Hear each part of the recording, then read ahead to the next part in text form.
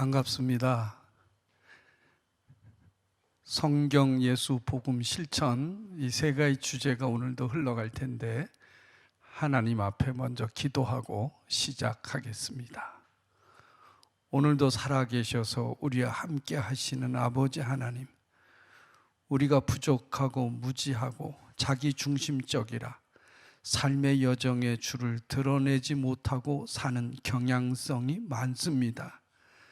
예수로 살게 하시고 말씀을 붙잡고 다시 오실 주님을 바라보는 그날까지 갈 수 있도록 우리에게 용기와 담력을 허락하여 주시옵소서. 세상은 갈수록 사악해지며 악랄해지며 사는 것들의 갈등과 두려움이 사람들 삶 속에 불같이 일어납니다. 믿음으로 사랑으로 우리가 서로 도우며 섬기는 복된 하나님의 나라가 될 수 있도록 축복하여 주시옵소서. 오늘 세미나 전체를 주께 맡기오며 살아계신 예수님의 이름으로 기도합니다. 아멘. 복음주의 선교의 가제와 방향에서 지난번에는 이제 요인과 그리고 그 기준점이 무엇인가, 여전히 오늘 세미나에도 성경, 예수, 복음, 경건의 실천입니다. 이것이 우리 삶의 여정에서 사라지는 것 같지만 살아 숨쉬는 역사를 오늘 함께 살펴보려고 합니다. 먼저 생각을 열어가면서 우리가 복음주의 선교의 가제와 방향을 생각해 볼 때에 우리가 누구와 살고 있는가?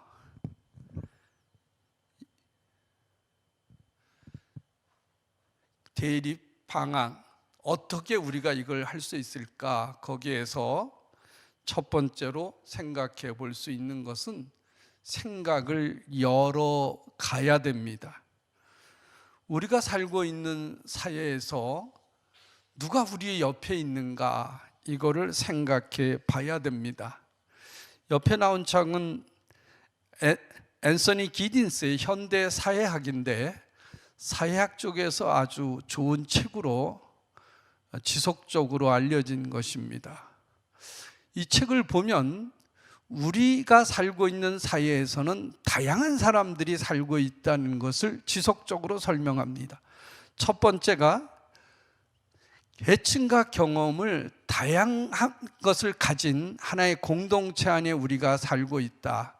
글로벌 세대, 알파 세대, 베이붐 세대 여러 가지 얘기들도 하고 있고, 또 강남과 강북이 세대가 다를 거고, 전문직이나 일용직, 정년, 비정년, 남성과 여성, 그리고 다국적 성향을 갖고 있는 사람들과 같이 살고 있는 사회에 있다는 것을 우리는 먼저 생각해 봐야 됩니다. 그리고 생각해 볼 수 있는 것은 우리가 접하고 있는 사회가 4차 산업혁명과 AI, 그리고 최첨단 과학기술로 비대면 시대 속에 대화를 필요로 하는 사회 속에 살고 있다.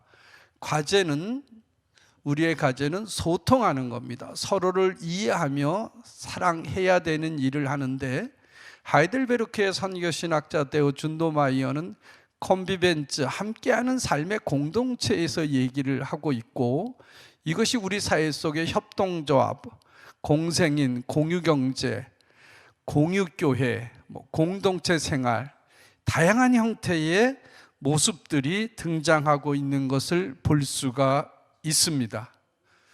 이런 책으로 박영범 교수가 교회 공감이라는 책을 썼는데, 교회의 공감이 어느 시대보다 더 중요한 것을 볼 수가 있습니다.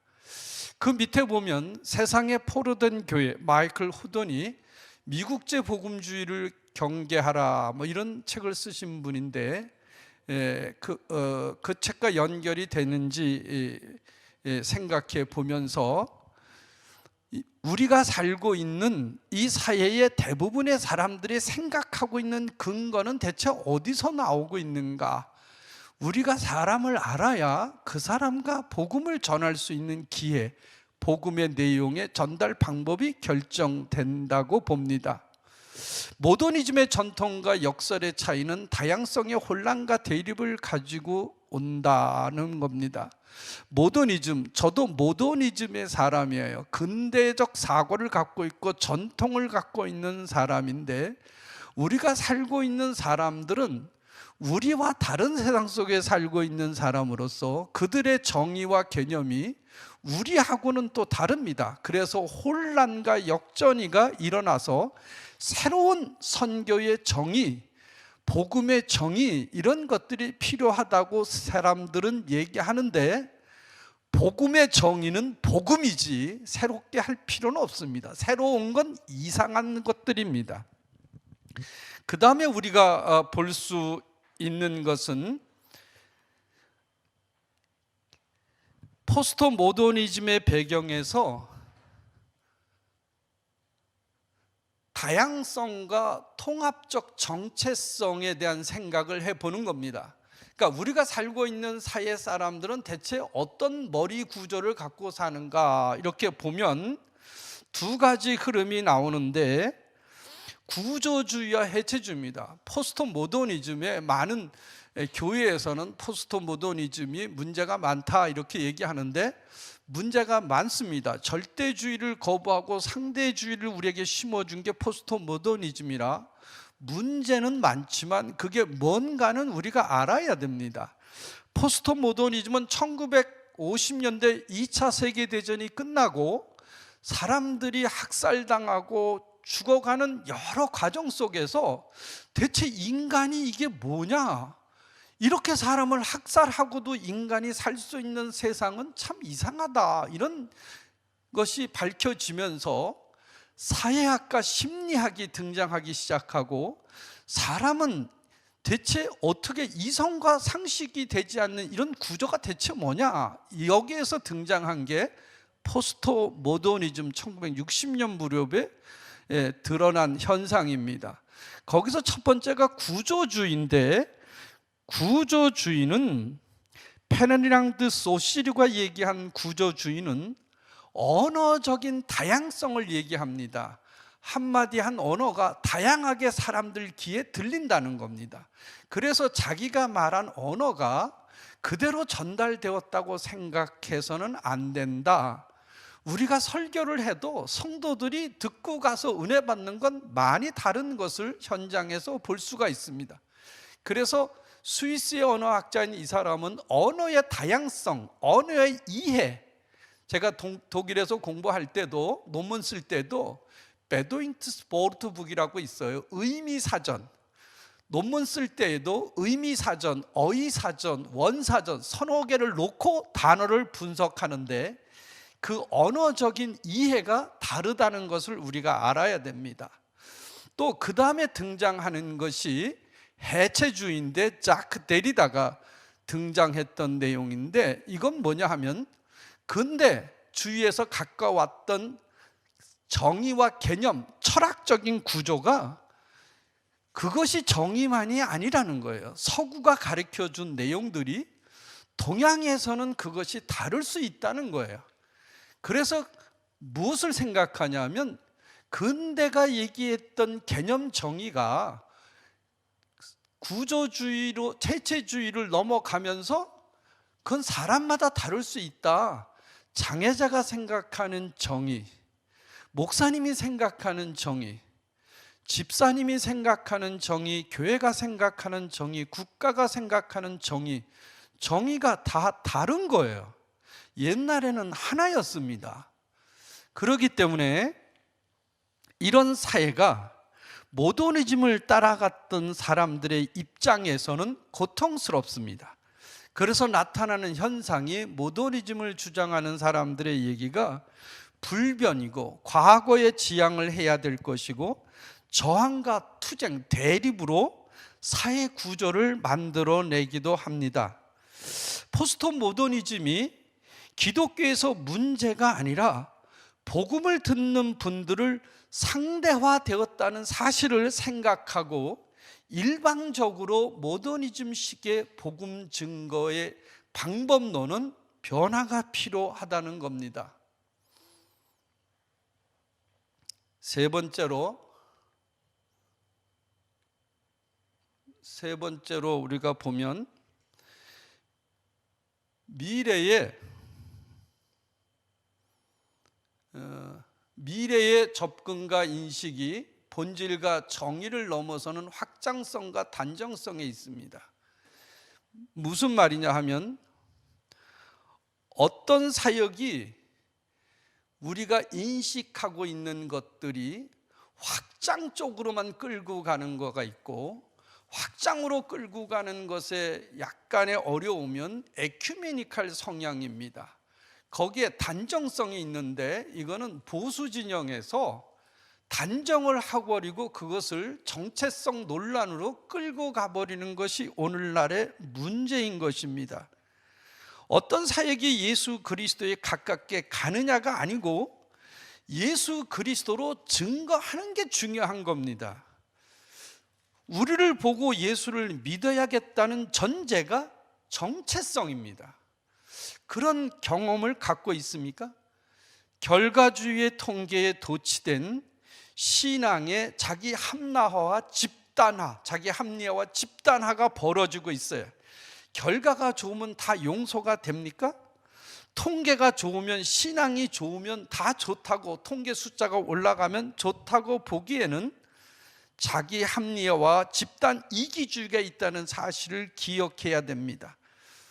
어떤 경우에는 탱크주의 신앙관을 가지고 다른 신앙에 관한 몰인정과 학증 평양으로 후광 효과를 통해서 사회를 양분시키는 그룹들이 있습니다. 이런 것들에 대해서 우리는 이런 것들을 악용하고 있는 사람들에 대해서 성경적으로 생각해 볼 필요가 있습니다.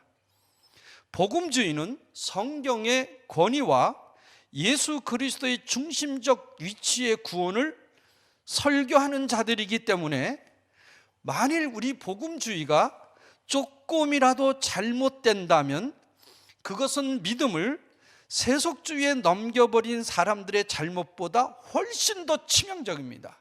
그래서 복음주의는 가장 중요한 성경의 핵심적 가치를 통해서 이루어져야 된다고 보는 겁니다. 세속주의는 조금 잘못돼도 좋지만 복음주의는 잘못되면 기독교 전체가 위기로 가고 있기 때문에 복음주의가 더 집중해서 이것을 봐야 됩니다. 그렇다면 한국에 있어서 기독교의 이념적 대립과 갈등의 시작점과 가정은 대체 어디서부터 시작됐느냐? 이거를 추적해 보면 1988년 2월 29일 한국기독교협의회 NCC가 민족의 통일과 평화에 대한 한국 기독교의 선언에서 불씨가 시작이 됩니다. 거기에 쓴 말 중에 복음주의가 받아들이기 어려운 말이 있는데 뭐냐 하면 북한 공산정권을 적대시한 나머지 북한 동포들을 저주하기까지 하는 죄를 범했음을 고백한다. 이 문장이 상당히 복음주의자들의 입장에서 받아들이기 어려웠습니다. 그래서 복음주의자들이 여기에 반박 성명을 내는데 한경직 목사님을 중심으로 우리는 북한 동포를 저주한 적이 없다는 선언을 하게 됩니다. 영락교회에서 1988년 12월에 한기총, 이 1988년 NCCK의 선언문에 대해서 우리는 이것을 그대로 받아들이기 어렵다고 하여 한기총 구성을 하기 시작하고 1989년 4월 영락교에서 발기인 총회로 월남한 목회자 그룹 한국기독교 남북문제대책협의회 명예회장인 한경직 목사를 중심으로 대표회장은 박정열 목사입니다. 기독교 보수 우파의 전통적인 기독교 단체입니다. 이들이 북한 공산정권을 적대시한 나머지 북한 동포를 저주까지 하는 죄를 범했다는 NCCK의 선언문에 거부하게 됩니다. 이것은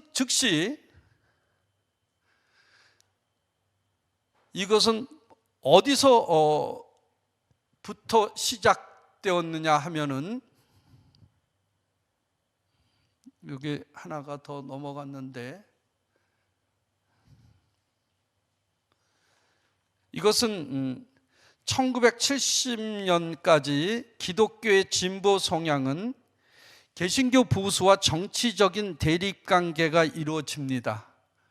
여기서 이제 우리가 노무현 대통령이 대통령 당선되고 나서 취임식 하기 전에 나라와 민족을 위한 평화기도회, 서울시청 앞 광장에서 반핵 반김 기도회, 3.1절 나라와 민족을 위한 구국 금식기도회 운동을 통해서 문제가 촉발되기 시작합니다. 여기 있는 사진을 보면 성조기와 태극기가 있는데, 이런 구국기도회를 이슬람 국가가 본다면 어떻게 생각을 하겠습니까? 이런 영상을 보고 한국 선교사가 모슬렘 지역에 가면 모슬렘들은 한국 선교사를 친미 제국주의라고 바라볼 수가 있습니다. 또 하나는 이스라엘기를 들고 우리가 구국 기도를 하는 경우가 있는데, 그럴 때 모슬렘 지역에서 바라보는 그 사람들은 우리 한국 기독교 선교사가 친유대주의요 시온주의라고 낙인을 찍는 이슬람 신문들의 보도가 이어지고 있습니다. 그런 기독교와 관심 없습니다. 미제국주의와 그리고 친이스라엘 시온주의에 대해서 도전한다고 이슬람 지역의 신문들이 얘기하는 것을 본 적이 있습니다. 그래서 이런 국기를 들고 구국 집회에 간다는 것은 선교에서 참 위험스러운 일이 될 수가 있습니다. 한국에서 기독교 보수 세력의 반공주의와 친미주의의 결정판이라 그러는데, 우리가 기독교 보수는 북한을 거부하고 미국을 받아들이는 입장이고, 그리고 그것을 반대하는 사람들은 우리는 북한 쪽에 관계된 사람이라고 정의하는 경향성이 있습니다. 그런데 이 문제가 사립학교법과 평준화 정책, 여러 월드컵 공헌, 여러 국가보안법 이런 것과 연결되면서 반정부 운동의 일환으로 기독교가 가는 것을 우리는 역사 속에서 볼 수가 있습니다. 그래서 이런 보수와 진보의 진영 논리의 이데올로기적인 대화는 옆에 보면 한국 개신교와 반공주의를 쓴 우리 강인철 씨가 쓴 책인데, 이것도 일부는 치우쳐 있지만 역사적인 사건은 생각해 볼 수가 있습니다. 1970년 기독교의 진보적인 성향은 80년대 개신교 보수 세력이 정치화되면서 헤게모니 싸움에 개신교의 사회적 메시지와 보수화와 진영 논리의 이데올로기화하는 정치판이 등장하기 시작했다는 겁니다. 복음주의 선교는 이 과정에서 혼돈과 혼란, 그리고 기독교 복음의 다양한 이해와 변증이 통용되어 가고 있는 현실에 대해서 혼란에 빠지게 되어져 있습니다. 여기서 우리가 생각해 볼 것은 복음이 무엇인가 생각을 해 봐야 됩니다. 그리고 예수 그리스도가 무엇을 말하려 하는가 생각해 봐야 됩니다. 그리고 지속적으로 반복하고 있는데 오늘의 결론 부분도 있어요. 성경으로 점검하고 있는가? 한국 사람들의 생각은 지어클레스 게당케라 그럽니다. 원의 사고예요. 원처럼 사람들이 생각하며 전진합니다.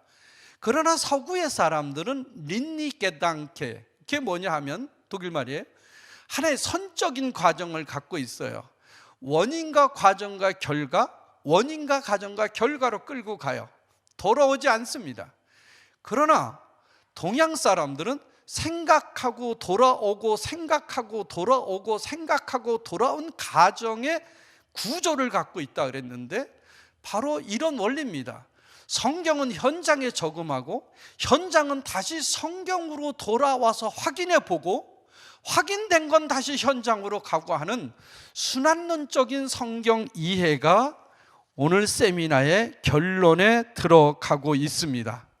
여러분 생각하시면서 들으시면 좋겠습니다. 그러면 이런 보수와 진보의 진영 논리의 이데올로기에 대해서 우리가 생각할 것은 결과적으로 아이를 목욕시키고 목욕통에 물을 버린다고 아이까지 버린 꼴이 되었습니다. 복음이 잊어버려지고 예수가 잊어버려지고 성경까지 물에 떠내려 버린 꼴이라고 여러 번 제가 얘기한 적이 있습니다. 이게 현 주소가 복음주의 선교입니다. 그러므로 복음주의 선교와 신앙을 다시 새롭게 확인 점검할 필요가 있습니다. 에큐메니칼 진영에서는 선교 사역을 넓혀가다 보니까 예수보다 성경보다 말씀보다 복음보다 실천보다 인간적인 해야 될 일에 집중하는 오해받을 수 있는 일들을 범하고 있다는 겁니다. 여기에 대해서 양 진영의 논리에서 과거 17세기에 마르크 안토니오 도미누스가 한 귀한 말이 있습니다.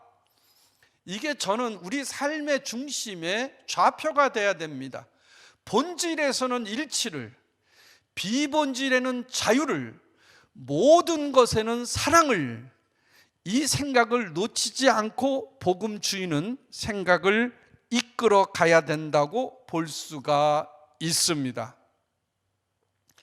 그러면 복음주의 선교가 성경과 예수 복음으로 현장을 잃어버린 배경을 살펴보면 성경과 영성으로 삶으로서의 선교 실천, 덴마크 할례 선교입니다. 덴마크 할례 선교에는 할례대학, 경건주의 본부인 할례대학에서 아우구스트 헤르만 프랑케, 필립 야콥 스페너, 그 밑에서 공부를 한 사람이 누구냐 하면은 루드빅 폰 진젠도르프 모라비안 선교입니다. 모라비안 선교는 1732년에 이루어졌는데 그 전에 1705년에 데니시 할례 미션, 덴마크 정부가 돈을 대고 할례 대학에서 선교사를 보내서 하는 데니시 할례 미션 선교 단체가 결성이 됩니다. 거기에 선교사로는 바돌레메 지겐발크, 하이니 플라차우 두 사람이 가게 되는데 그 옆에 데니시 할례 선교의 역사적 보고서는 1717년에 바돌레메 지겐발크가 선교회에 보고한 자료를 가지고 번역해서 써놓은 겁니다. 원문도 거기에 들어 있습니다. 이 데니시 할례 미션의 특징은 영육 간의 구원을 얻어야 된다는 거예요. 영적인 구원도 있지만 육적인 구원도 우리에게 필요하다. 그리고 회심 공동체를 강조했어요. 거듭남의 역사, 중생이 중요하다 그랬어요. 이런 데니시 할례 미시온의 공동체 사역은 경건주의의 오직 성경 실천, 섬김과 나움, 이런 경건주의 흐름이 그 바탕에 있다는 걸 우리는 생각해 볼 수가 있습니다. 요하네스 뱅엘, 필립 야콥 스페너, 아우구스트 헤르만 프랑케 등이 있습니다. 이런 영적인 일에 감동을 가지고 선교를 했던 사람들의 역사인데 두 번째 우리가 보게 되면 영적 전쟁, 영적 각성, 영성 회복입니다. 제 제자 중에서 이번에 영적 전쟁으로 박사학위를 받은 사람이 있는데 백성교회 이순희 목사인데 그 논문을 심사하는데 신학대학 교수들 중에서 영적 전쟁이란 용어를 거부하는 교수들도 있더라고요. 근데 이 영적 전쟁은 요한 크리스토퍼 블룸하르트가 독일의 영적 각성, 귀신을 쫓는 역사를 합니다. 그래서 예수는 승리자, 묘틀링겐에서 귀신과 2년 동안 싸움을 하는데 그래서 마지막 예수가 승리했다는 외침을 하게 되면서 이 책이 출판되어 있습니다. 옆에 그 사진이 요한 크리스토프 블룸하르트입니다. 이 요한 크리스토프 블룸하르트의 영적 전쟁 얘기는 칼 바르트가 은퇴할 때 이런 얘기를 했어요. 미래의 신학을 얘기하는 사람은 블룸하르트다 그랬습니다. 하나님의 나라 다시 오실 예수를 얘기한 사람은, 살아있는 미래의 신학은 블룸하르트의 영적 전쟁이라고 설명한, 미래에 우리가 봐야 될 하나의 모델이라고 강연 시간에 강조한 적이 있습니다. 세 번째로, 이 시기에는 빈부의 격차로 나타난 현장의 요동과 무대응에 대한 복음입니다.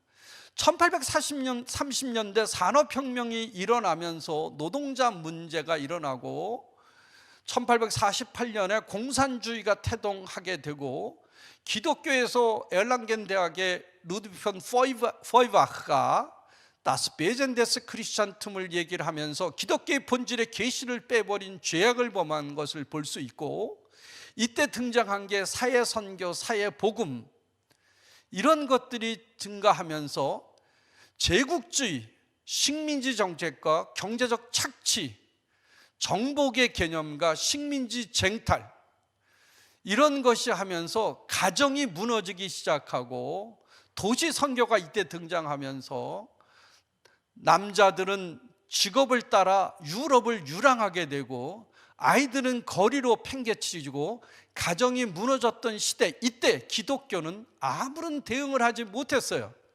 그때 거기에 대해서 가서 교회가 잃어버린 사람들한테 가서 그들을 복음으로 다시 교회로 데려와야 된다는 사람이 옆에 그림에 있는 요한 힌리 비켜넌입니다.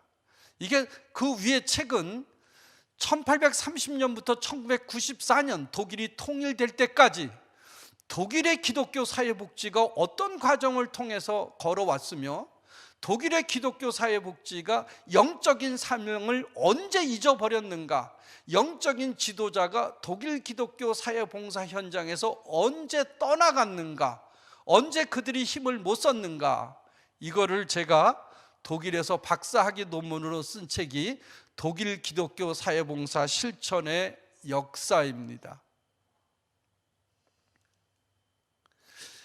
그래서 영성을 통한 기독교 사회복지가 바로 요한리 비켜넌을 통해서 회복되려고 하는 운동이 일어나게 되는데, 이 영성을 통한 기독교의 사회복지는 두 가지를 얘기합니다. 레텐데 리베, 헬펜데 리베.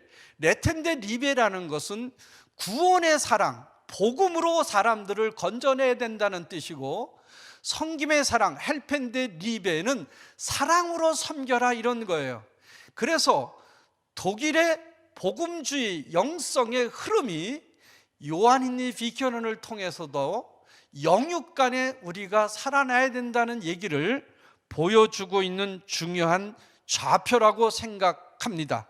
여기서 두 사람, 요한 하인리 비켜넌하고 크리스토프 요한 블룸하르트, 이 두 사람이 복음주의 선교가 성경과 예수 복음으로 잃어버리는 속에서 자리를 지켜준 거라고 볼 수가 있습니다.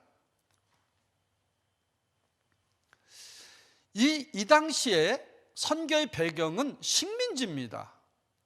그래서 선교지에서의 복음주의 선교의 위기와 무력화가 일어나게 되는데, 식민지 정부는 선교사들의 영혼과 육체의 구원 활동, 선교 활동에 대해서 거부 반응을 일으키게 됩니다.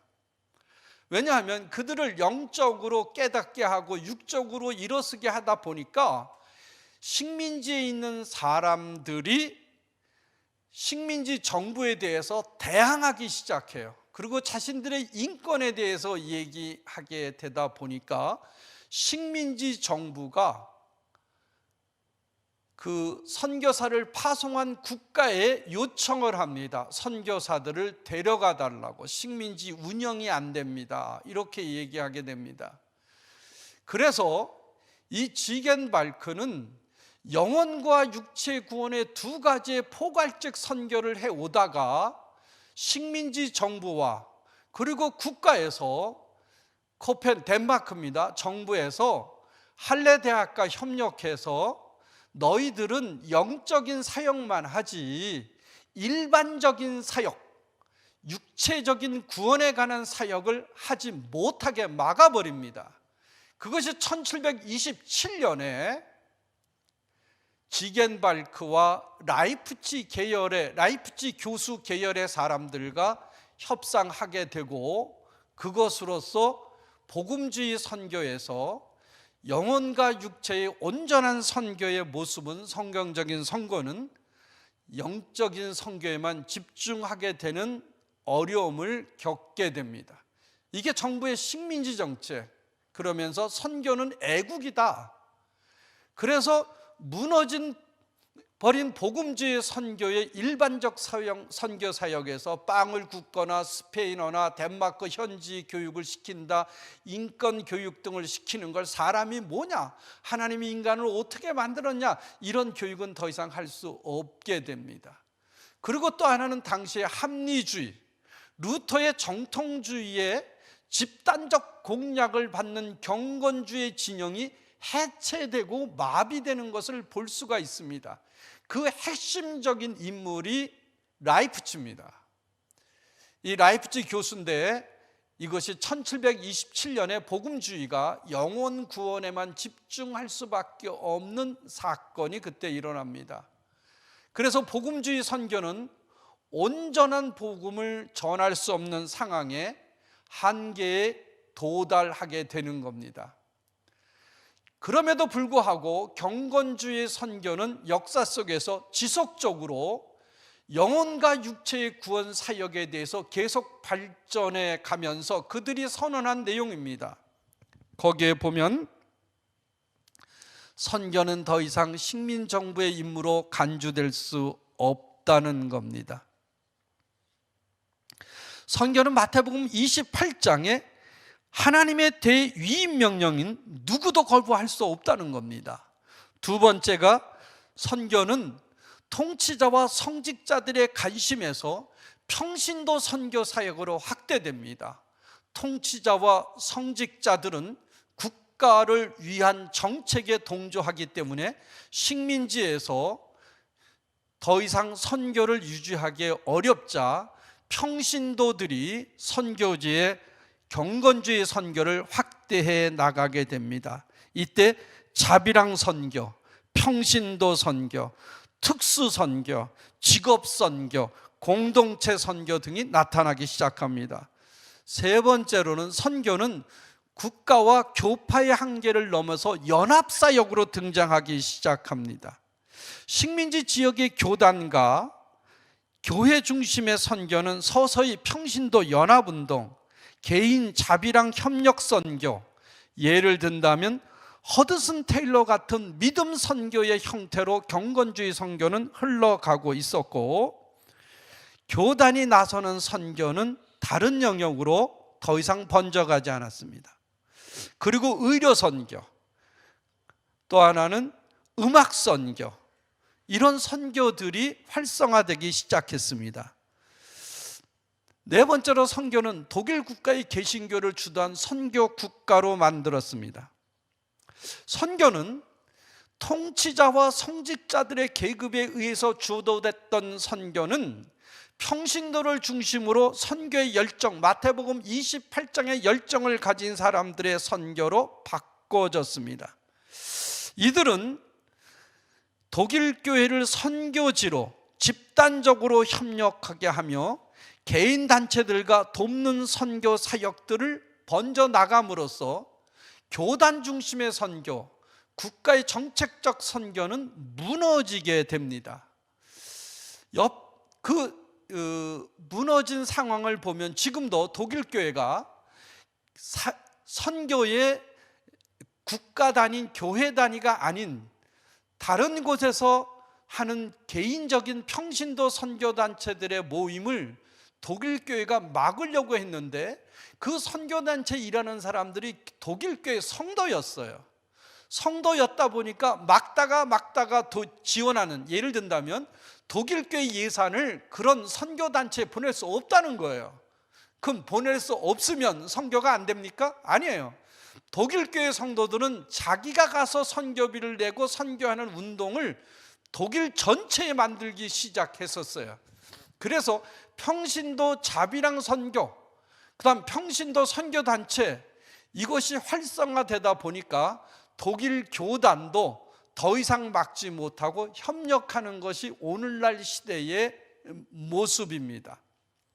옆에 사진은 이런 경건주의 선교를 끌고 오게 된 배경에 에반게리칼 알리안스라는 EA, 복음주의 협의회가 있는데 지금도 이 복음주의 협의회는 활동하고 있고, 원래 EA가 WEF로 1951년 세계 복음주의 펠로십으로 월드 에반게리칼 펠로십으로 돼 있다가 2000년에 가서 월드 에반게리칼 어소시케이션 세계 복음주의 협의회로 통합되지만 에반게리칼 알리안스 복음주의 협의회는 지속적으로 지금도 단체를 유지하고 있는데, 최근 그 단체의 지도자가 옆에 있는 젊은 사람의 모습입니다.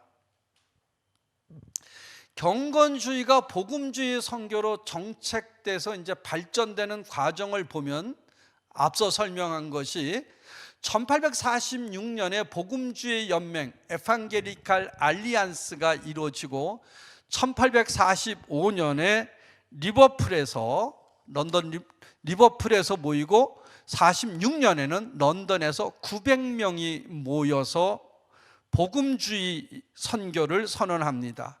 그들은 성경은 하나님의 계시다, 믿음으로만 죄 용서가 된다, 신성과 인성의 그리스도, 성령의 사역과 부활과 심판을 표명하는 선교를 선언하게 됩니다. 하우즌베르크의 에반게리칼 알리안스라는 책에 자세하게 수록되어져 있습니다. 그 옆에는 독일 EA, 독일 에반게리칼 알리안스의 심볼을 표시해 놨습니다. EA의 전통은 경건주의 전통입니다. 성경, 예수, 복음, 부활, 심판, 이런 성경적 복음의 선언을 선포한 것은 그 당시에는 상당히 어려운 부분들도 사회적으로 있었습니다. 그럼에도 불구하고 경건주의자들의 흐름은 에반게리칼 알리안스에도 흘러간다 그랬어요. 이 경건주의의 흐름은 어디서 왔다 그랬습니까? 우리가 13세기에 14세기에 위클리프를 등장하고, 그 다음에 야누스를 등장하고, 마틴 루터를 등장했던 세 사람의 공통점은 성경으로 돌아가자는 겁니다. 성경의 삶을 실천하자는 겁니다. 복음으로 다시 구원을 받으라는 겁니다. 그 흐름이 경건주의 1675년에 피에티스무스를 흘러서 이해로 흘러간 것을 볼 수가 있습니다. 그 이해 전통은 IFMA, 초교파 해외 선교 협의회로 흘러가는데 그들이 경건주의 선언을 하게 됩니다. 1917년 7개 독립선교단체들이 1910년 에딘버러 세계선교사 대회가 일어났을 때에 그들을 가장 강하게 비판한 단체가 초교파 해외 선교 협의회인데, 이들의 주장은 경건주의 선교가 없다, 성경에 관한 선교가 없다, 그리고 땅끝까지 복음을 우리가 전하는 사명을 가져야 되는데 거기에서 발견할 수 없다 그래서 이들이 IFMA, 초교파 해외 선교 협의회를 구성하고 땅끝까지 복음을 우리가 전해야 된다는 사명을 선포하게 됩니다. 여기에는 허드슨 테일러의 믿음 선교의 정신이 들어 있습니다. 그리고 그들은 에큐메니칼 단체와 모든 것을 거부하는 선언을 하게 됩니다. 두 번째로 초교파 해외 선교인 IFMA는 어떻게 발전해 가냐 하면 1942년, 43년 시카고에서 미국 복음주의 협의회와 연결이 되는데 직접 관계한 건 아닙니다. 이 IFMA가 자꾸 과학적이고 이성적이고 합리주의인들의 공격을 받다 보니까 복음을 전하는 것보다 그들과 대응하는 게 너무가 힘들다 보니까 미국 복음주의 협의회가 어느 정도 에큐메니칼 협력을 받아들이면서 우리가 복음주의를 어떻게 살릴 수 있을까, 그 얘기를 하면서 만든 게 미국 복음주의 협의회입니다. 이것은 1945년에 복음주의 해외 선교 협의회 EFMA를 구성하게 됩니다. 그럼에도 여전히 IFMA는 IFMA로 흘러가게 되고 EFMA와 NAE 미국 복음주의 협의회와 복음주의 해외 선교 협의회는 에큐메니칼과 연합하는 걸 통해서 외부에서 공격당하는 것에 방어하는 힘을 조금 더 우리가 선교에 돌리기 위해서는 약간의 우리의 융통성 있는 정책 접근이 필요하다, 그래서 그런 길을 걸었던 겁니다. 이와 연합하는 그 1951년 네덜란드 우조톤에서 세계 복음주의 협의회가 결성이 됩니다. 이들의 공통적인 강심은 성경이 무하다는 겁니다. 성경의 권위를 인정해야 된다는 겁니다. 오늘날 한국이나 지금 세계 선교대회를 하는 사람들이 성서의 무어성을 인정하지 않습니다. 그들은 성경을 새로운 방식으로 이해하려고 그러는데 성경은 이해되는 책이 아닙니다. 성경은 하나님의 말씀입니다. 성경은 계시의 책입니다. 그래서 성경의 무어성 속에 흠집을 내려는 시도들을 하는데, 그렇게 되면 흠집이 나면 성경의 권위가 추락되기 시작됩니다. 이런 잘못된 오류를 끝까지 붙잡고 지켜간 게 초교파 해외 선교의 IFMA. 이 IFMA는 1675년에 시작된 경건주의자들의 신앙적 성경적 선교를 가지고 가는 분류의 사람들입니다. 결국 이 세계 복음주의 협의회 WEF는 2000년에 와서 세계 복음주의 연맹으로 이름을 바꿉니다. 한기총이 이 WEA 세계 복음주의 연맹과 한국에서 부산 WCC를 거부하면서 WEA 총회를 하려고 하다가 2013년에 WEA가 WCC를 지지하는 발언을 함으로써 한기총 내에 논란이 일어나고 총회 유치 지원에 교단이 없으므로 WEA 총회는 진행되지 못했습니다. 이제 두 번째로 생각해 볼 거는, 이런 복음주의 선교가 어떻게 현장을 잃어버려가는 과정을 도표로 그렸는데 여러분들이 잘 보실라나 모르겠어요. 처음에 선교는 에큐메니칼과 복음주의 진영이란 말이 없었어요. 그들은 같이 복음을 전하며 예수의 복음을 전하다가 이 에큐메니칼 진영이 등장하게 되는 출발은 1938년에 시작이 되고 IMC 예루살렘에서, 그러다가 1948년 1차 WCC가 만들어지면서 에큐메니칼과 복음주의라는 선교의 양 진영이 서서히 얼굴을 드러나게 됩니다.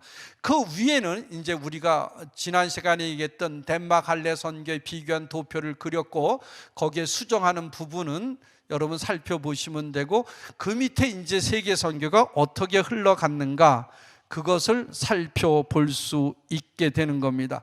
이 자료는 김은수 교수가 쓴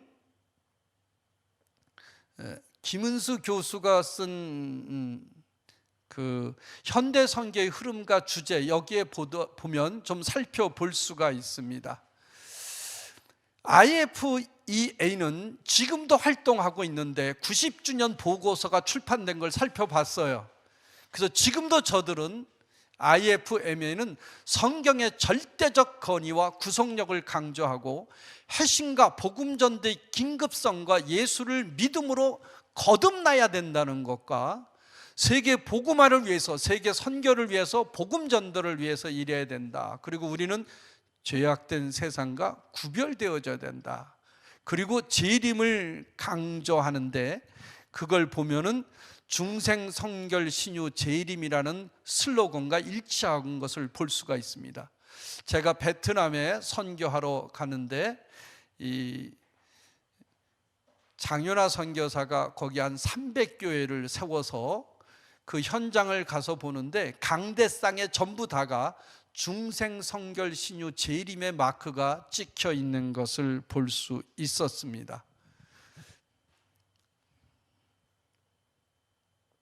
세 번째가 세계 선교에서 이제 에큐메니칼과 복음주의 선교가 어떤 관계성을 가지고 발전했는가 구조적으로 연대기적으로 보려면 도표가 여러분들이 눈에 들어온지 모르겠는데 제가 지금 보는 방향에서 왼쪽에 IMC 두 번째 줄도 이것은 전부 다 WCC인데 이건 에큐메니칼 선교에 대해 구조를 얘기하게 되고 오른쪽은 EA 1804 EA에서부터 내려오다 보면은 로잔과 연결이 되고 휘튼과 베를린 로잔과 연결되면서 오늘날 복음주의 선교의 흐름의 역사를 도표로 볼 수가 있습니다.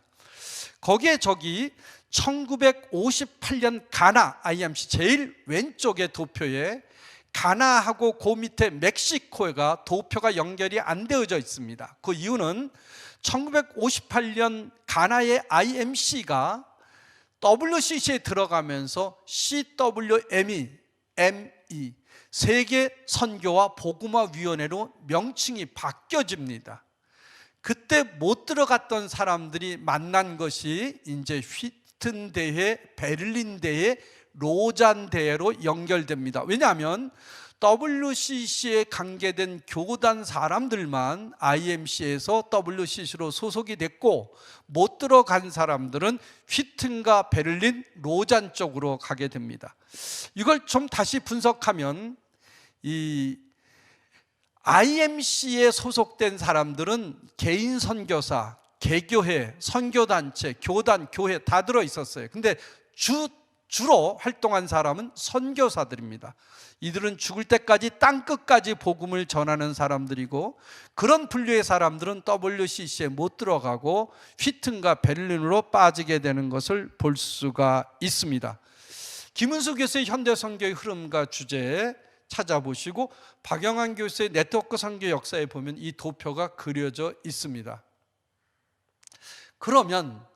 그래서 복음주의 선교의 두 가지 입장이 이제 나타나게 되는데 이게 에딘버러 1910년 세계 선교사 대회입니다.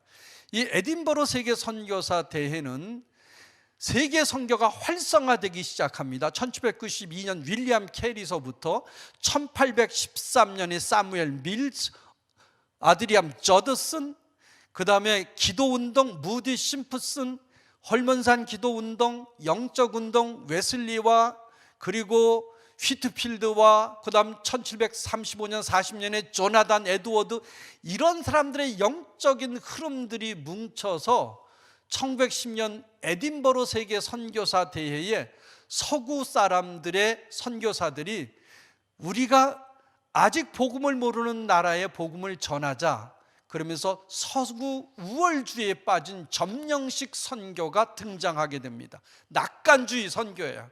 그래서 그들이 주장하는 게 뭐냐 하면 이 세대 안에 세계 복음화가 이루어져야 된다. 선교를 서구 문화의 정복으로 보고 이때 처음으로 선교에 전투, 정책, 전략, 정복 이런 군대식 용어가 이때 등장하기 시작합니다. 여기에 1921년 뉴욕에서 시작된 IMC 세계 선교사 대회가 끝나고 여기에 참여한 사람들은 세 가지 조직체로 발전하는데 하나가 IMC 국제선교협의회가 있고 직제와 제도가 있고 그 다음에 신앙과 삶이라는 세 개의 단체로 발전하게 됩니다.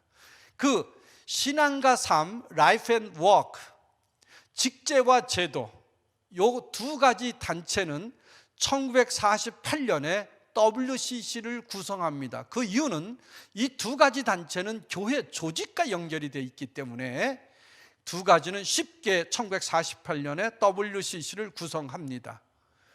그러나 IMC는 WCC와 다르게 선교적인 입장이기 때문에 WCC에 들어가지 않습니다. 선교 노선을 계속 고집합니다.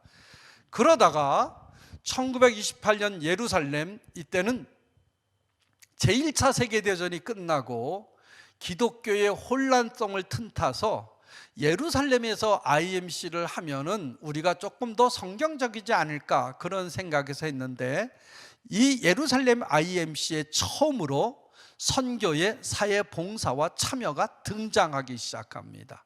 사람을 돕는 일을 해야 된다는 얘기가 여기에 나타나기 시작합니다. 그러다가 1952년 윌링겐 데이에서 미쇼데이, 에큐메니칼 선교의 핵심적 주제가 미쇼데이, 하나님의 선교, 하나님이 모든 걸 다 선교한다는 거예요.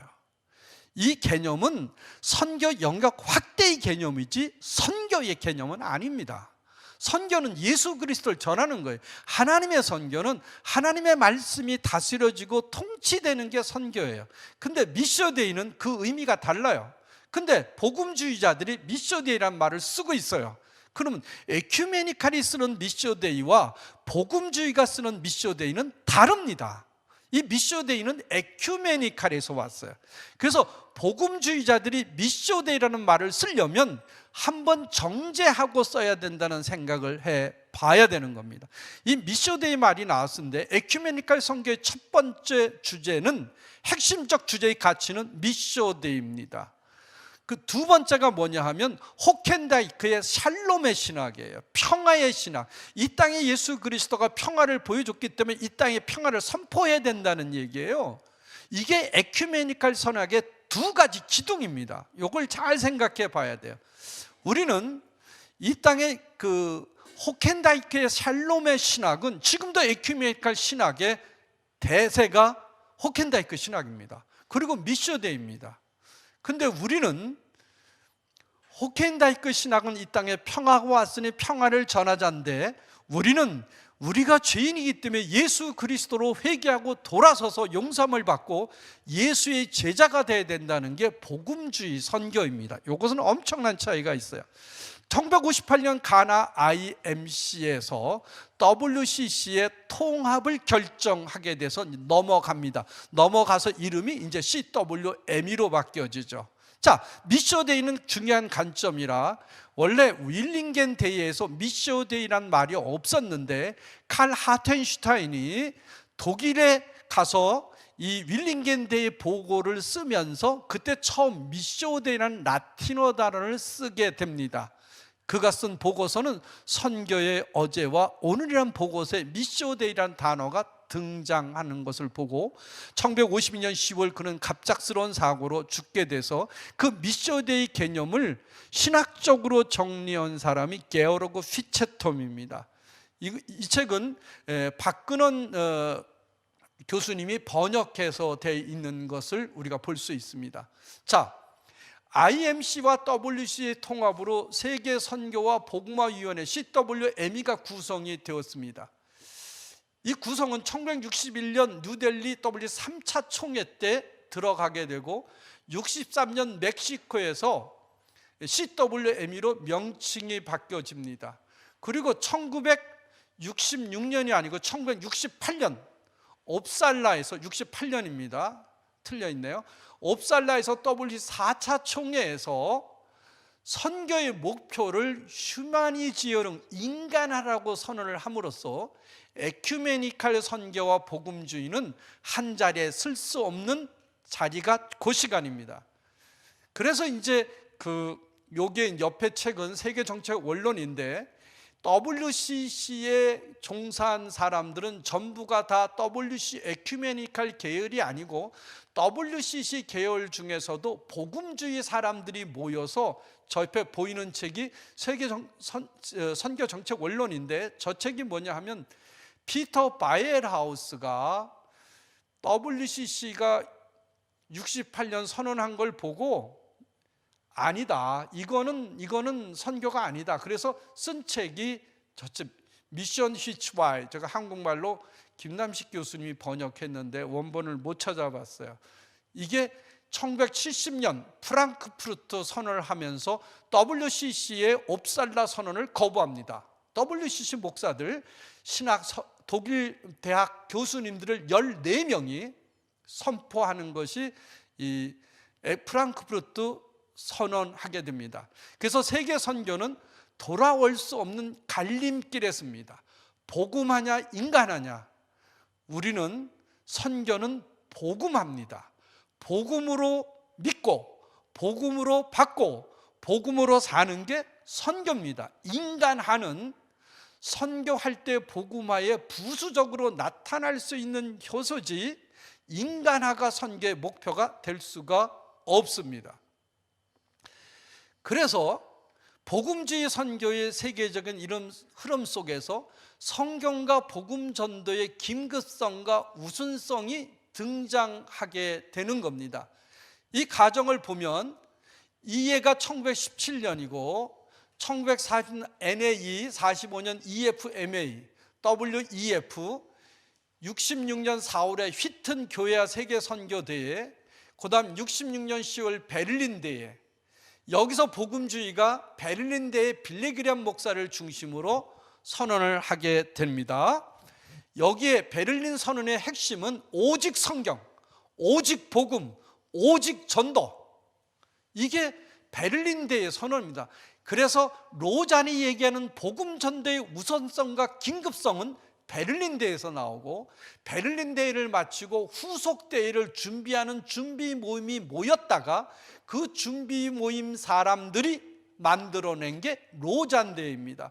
옆에 있는 책은 찰스 반 앵엔이 쓴 미션 언더웨이 책인데, 이 책은 복음주의 선교가 왜 중요한가에 대한 걸 역사적으로 자료로 잘 설명해 놓은 책이라 의구심이 나는 사람들은 한번 읽어보시면 도움이 될 겁니다. W 진영에서의 복음주의 선언, 지금 좀 전에 프랑크푸르트 선언을 얘기한 피터 바이엘하우스 14명, 이동주 교수님이 바이엘하우스 학회 회장으로 알고 있습니다. 이분이 독일 선교 신학자들을 모아서 이 프랑크푸르트 선언, 그 제목이 휴머니즘이 아니라 복음하다, 에판겔리지어링이다, 이렇게 외쳤던 선언문을 우리는 잘 보시면 복음주의가 어떻게 에큐메니칼과 협력하거나 복음주의가 어떻게 에큐메니칼 같은 상황 속에 있는 우리가 살아나갈 수 있는가 하는 방향을 어느 정도 만들어 볼 수 있는 책이 이 프랑크푸르트의 선언입니다. 세 번째로 보면 1973년 세계선교 복음원 CWM이죠. 1974년에 로잔 1차 대회가 있는데, 이 로잔 1차 대회는 갑자기 생긴 대회라고 볼 수가 있어요. 왜냐하면 73년 세계선교와 복음화위원회가 방콕에서 일어나면서 선교지에 엄청난 변화가 일어나기 시작했어요. 오늘의 구원, 과연 구원은 대체 뭐냐? 배고픈 자의 구원, 가난한 자의 구원, 힘든 자의 구원, 그 구원은 대체 뭐냐? 이런 문제가 일어나면서 선교지가 제3세계의 지도자들에 의해서 도배되려고 하는 위험성이 내포되고 있었어요. 그런 속에서 로잔이 74년에 긴급히 이 문제를 가지고 로잔이 회의를 하게 됩니다. 여기에 영향을 준 사람이 존 스토트 목사님이 선교에서 복음 전도와 사회 참여가 양면적 필연적 과제라 그랬는데, 존 스토트 목사가 잘못 얘기한 거예요. 필연적 과제가 아니에요. 복음 전도가 필연적 과제고 사회 참여는 부수적으로 올 수 있는 과제라고 볼 수 있는 거예요. 근데 이거를 급히 하다 보니까 우선성 논쟁으로 끌고 가는 거예요. 그러니까 에큐메니칼 지정에서 복음주에게 그럼 배고픈 사람한테 밥도 안 주고 예수 믿으라고 할 거냐? 아니에요. 밥 주고 예수 믿으라 할 거예요. 그런 것에 대한 흠집 내는 일이 우선성, 긴급성 이런 문제들이 약간의 논란이 일어나게 되는 배경입니다. 방콕 때의 배경을 보게 되면 WCC 3차 뉴델리 총회에서 회장이 소련 대표가 됩니다. 어떻게 소련 공산주의 대표가 WCC 회장이 돼요? 이건 말이 안 되는 소리다. 이게 복음주의가 힘들어하는 부분이에요. 그리고 이 시기에는 베트남 전쟁, 중국의 문화 대혁명, 서구 국가들의 아프리카의 경제적 착취, 식민화, 체코 프라하의 봄의 말살, 케네디 대통령의 암살, 마틴 루터 킹 목사의 암살, 이런 상황화 속에서 선교는 과연 뭐라고 정의할 수 있겠느냐. 그래서 상황화 신학과 하나님의 선교가 신앙의 정치적 입장으로 전환되는 거예요. 선교 현장에서의 신앙의 정치적 고백과 행동이 과제다, 이렇게 얘기한 거예요. 그래서 해방신학인 나중에는 뭐가 되죠? 정치적 투쟁으로, 데모하는 걸로, 뒤집어 엎는 걸로, 이런 개념으로 접근하다 보니까 한반도 전쟁에서 공산주의에 대해서 어려움을 겪었던 우리 한국 사람들은 사실 공산주의 말만 나오면 우리는 다 싫어합니다.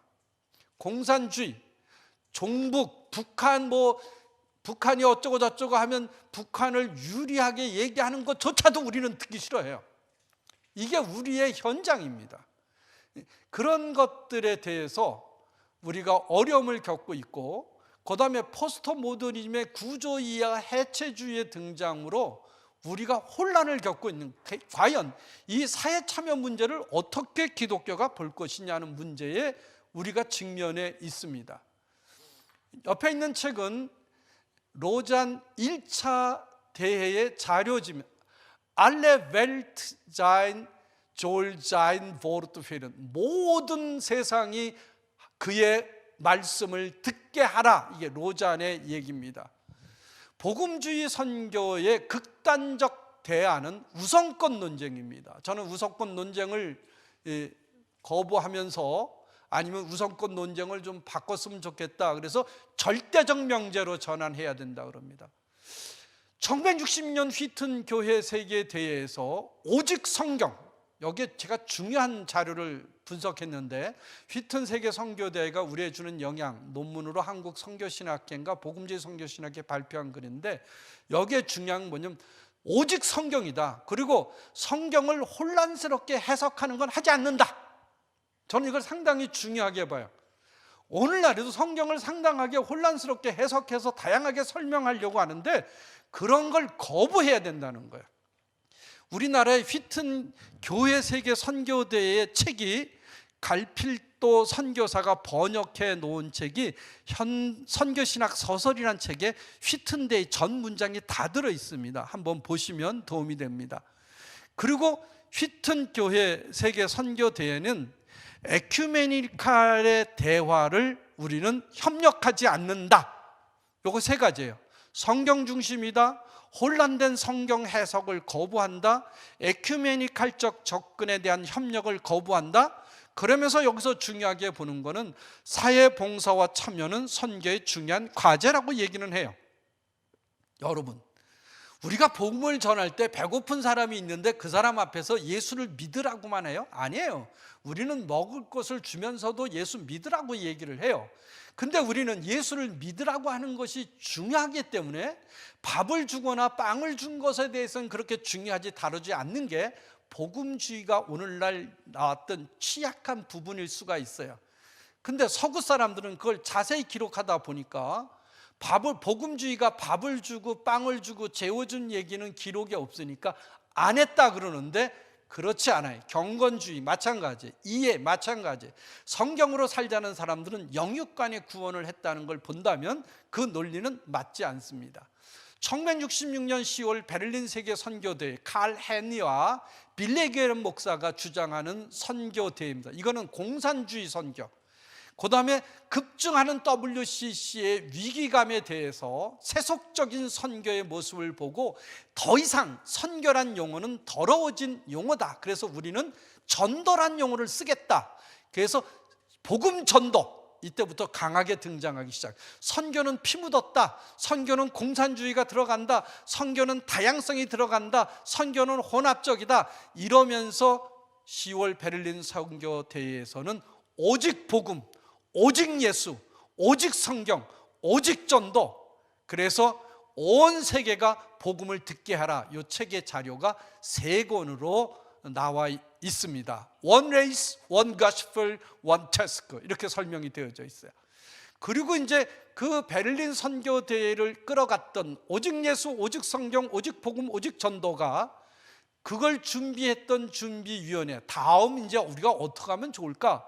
그렇게 준비했던 준비위원회가 모여서 만든 게 1974년 1차 로잔입니다. 1차 로잔. 이거는 73년 방콕 대회의 CWME가 현장이 오늘날 어떻게 우리에게 오느냐고 하는 것을 설명할 때에 복음주의는 거기에 관심이 없었어요. 왜냐하면 복음 전하는 게 중요한 건데, 그러다 보니까 우리도 이 일을 해야 되는구나, 우리가 등한시했구나, 우리가 하지 못했구나. 그래서 로잔에서 그걸 받아들여요.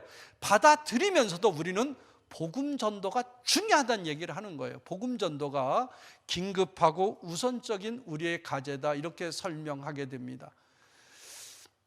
로잔 대회의 탈복음화 조직과 새로운 에큐메니컬 경영의 강조점이 저기 케이프타운 서약이 있고, 전 2024년 인천 송도의 로잔입니다.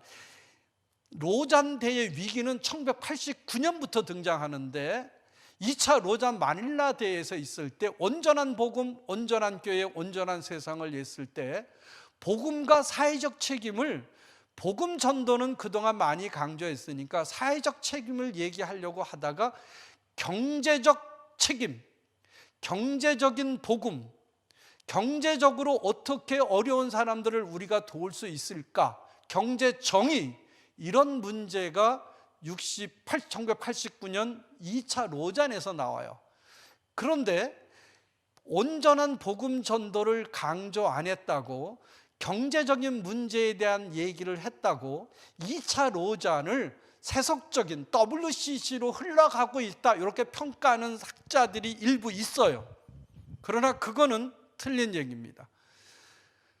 2010년 로잔 3차 케이프타운 서약에서 변화하는 실제들과 변하지 않는 실제들 사이의 모호성과 성경과 복음 전도의 입장보다 강제적 사역 유형에 집중했는데, 이 케이프타운에서는 복음 전도를 많이 강조하지 않았어요. 그리고 복음 전도에 대한 것보다도 어떻게 우리가 복음을 들을 사람들을 어떻게 만날 건가를 치중하다 보니까 일부 학자들은 3차 케이프타운 서약이 에큐메니칼로 완전히 전환된 로잔이다, 이렇게 매도하는 경우가 있는데 절대 그렇지는 않습니다. 이 3차 케이프타운의 서약을 보게 되면 1차는 로잔 언약입니다. 2차는 로잔 선언입니다. 3차는 로잔 서약입니다. 이것은 무엇을 얘기해 주냐 하면은 우리가 그동안 등한시했던 경제적, 사회적 여러 문제들, 마약, 젠더, 동성애, 이런 문제에 대해서 우리가 신경을 쓰지 못했는데 이제 그런 영역까지 어떻게 복음을 전할 것인가 신경을 써야 된다 얘기하고 있습니다. 2024년 금년도에 4차 로잔 대회가 인천에서 일어나게 되는데, 교회와 함께 그리스도를 선포하고 나타내자, 연대를 강조합니다. 근데 저는 로잔은 무슨 연대를 강조하냐 이거예요. 연대가 강조되는 거냐? 복음 전도를 위한 연대가 강조돼야 된다는 거예요. 연합을 강조하고 연대를 강조하고. 저는 이 4차 로잔대의 구성원들이 WCC 계열의 교회에서 많이 하고 있는데 지금 그들이 그걸 하고 있어요. 그렇다고 저는 WCC 교회들이 한다 그래서 이게 WCC 계열이라고 설명하면 안 됩니다. 교회는 복음적이에요. 세상의 모든 교회는 복음적이에요. 그래서 계열은 그렇지만 이걸 준비하는 교회는 복음적이라고 말해야 됩니다. 그런데 연대를 강조한다면 어떤 연대냐 이거예요. 복음을 전하는 연대를 만들어야지 연대만 강조하다 보니까 복음 전도를 잃어버리는 거예요. 그래서 처음에 그 얘기했죠. 아이를 목욕시키려고 목욕탕에서 일하다가 물을 버린다는 게 아이까지 떠내려 보내는 것이 오늘날 우리 복음주의의 주소가 아닌지 확인해 봐야 된다는 거예요. 복음 전도의 긴급성과 우선성 그리고 절대성입니다. 우리 교회 성도 하나가 독일에서 목회할 때에 죽으려고 한 걸 보고 이 전도를 빨리 해야겠다. 오늘도 복음을 듣지 못하면 죽는 자들이 있겠구나. 그래서 복음주의 선교는 주로 임박한 종말론, 예수님이 언제 오실지 모른다, 여기에 집중되어 있는 사람들이고, 에큐메니칼 선교에 집중한 사람들은 현세적 종말론 그리고 임재한 종말론, 지금 여기 종말이 왔다고 하는 것에 대해서 선포하고 있는 생각이 다르다는 것을 우리가 생각해 봐야 됩니다. 복음주의 선교의 근원적 과제와 혼란의 요인들입니다. 제가 이 얘기를 할 때에 선교의 사회 참여, 사회 봉사가 들어온 거는 1928년 예루살렘 대회입니다. 1928년 예루살렘 대회인데 복음만을 전했던 사역에 1차 세계대전이 끝나고 그 미망인들, 어린 고아들, 전쟁에 참혹한 현장에서 있던 여러 일들을 돌아보면서 우리가 선교한다는 것에 사회적 참여와 봉사가 필요하다, 필연적 과제다. 맞아요, 필연적 과제예요. 그러나 절대적 과제는 아닙니다. 이걸 우리가 구별할 수 있어야 돼요. 1차 로잔이 실수한 게 뭐냐 하면 복음 전도와 사회 참여가 선교의 필연적 과제라고 그랬어요. 천만에요. 복음 전도가 필연적 과제고 사회 참여는 필연적 과제는 아닙니다. 일어나면 해야 되는 과제입니다. 그래서 저는 복음 전도를 절대적 명제라고 얘기를 하는데, 이것이 지금도 우리 사회에서 선교 신학자들 사이에서 혼란이 일어나고 에큐메니칼 선교 신학자들의 자료들을 보면 사회 참여가 선교래요. 그래서 제가 사회 참여가 선교다. 그래. 그러면 선교는 사회 참여가 되지만 사회 참여는 선교가 아니다. 명제가 아니다. 그럼 사회복지가 다 선교냐? 그러면 사회적인 섬김과 봉사가 다 선교냐? 아니다. 그거는. 선교는 예수 그리스도의 복음이 전제되어질 때 선교라고 정의할 수 있다. 남을 돕고 가난한 사람을 돕고 이것이 전부 다 선교의 기능적인 역할이다. 기능적 역할이지만 선교는 아니다. 선교는 기능은 될 수 있다. 개념이 될 수도 있다. 그러나 선교는 아니다. 이걸 분명히 얘기해 줘야 되는데 많은 복음주의 선교 신학자들이 거기에 휩쓸려 가고 있는 것을 지켜볼 수가 있습니다. 이 사회 참여가 극단적으로 로잔에 들어온 배경은 좀 이전에도 설명을 했지만 74년 방콕 대회 CWME에 선교 현장의 과제로만 선교를 본 거예요. 오늘의 구원, 가난한 자, 헐벗은 자, 압박당하는 자, 고통, 이런 사람들에게 과연 선교, 오늘의 구원의 문제는 대체 뭐냐 이거예요. 배고픈 자에게 밥을 주고 헐벗은 자에게 옷을 주고 감옥에 갇힌 자가 나올 수 있게 하는 것이 오늘의 구원 아니냐는 것이 그들의 얘기였고, 이 방콕 대회 CWME의 대부분의 사람들은 제3세계 사람들이에요. 제가 2013년 WCC 부산 대회를 가서 봤는데 거기서 선교의 개념을 설명하는데 아메리카에서 온 여자들이 여성 인권을 위해서 투쟁하는 게 선교라고 정의를 하면서 설명을 했어요. 선교의 하나의 역할이라고 볼 수는 있지만 그 자체가 선교가 아니에요. 그렇게 해서 구원해 놓은 다음에 어떻게 예수 그리스도로 거듭난가 하나님의 백성이 돼야 되는 게 선교예요. 선교가 이루어졌다고 하는, 선교적 행위가 이루어졌다 그래서 그 선교가 이루어졌다고 얘기하는 건 그건 잘못된 겁니다. 예수를 듣게 하고 예수로 결단하게 만들어야 되는 게 선교예요. 이것이 로잔 대회에 흘러 들어오면서 정의와 실천에 대한 생각을 하기 시작한 거예요. 로잔 대회에서 정의와 실천은 선교 영역의 사역일 수 있지만 주된 선교의 사역은 될 수가 없습니다. 그걸 분명히 알아야 돼요. 물론 우리가 북한에 복음을 전하러 간다 그러면 지금은 갈 수가 없어요.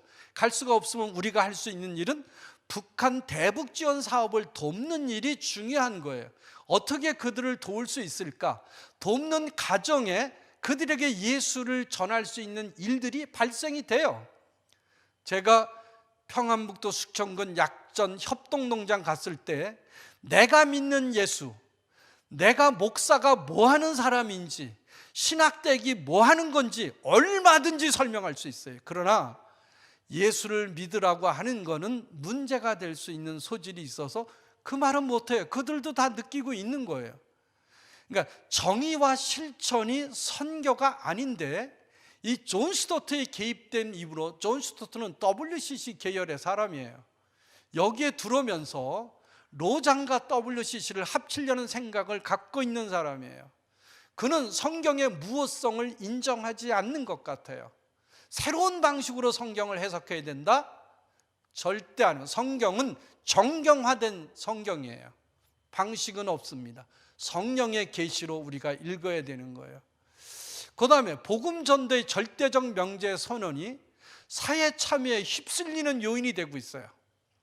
여러분, 사회 참여는 누구든지 할 수 있어요. 선교사들이 얼마든지 하고 있고 효과적으로 나타낼 수 있어요.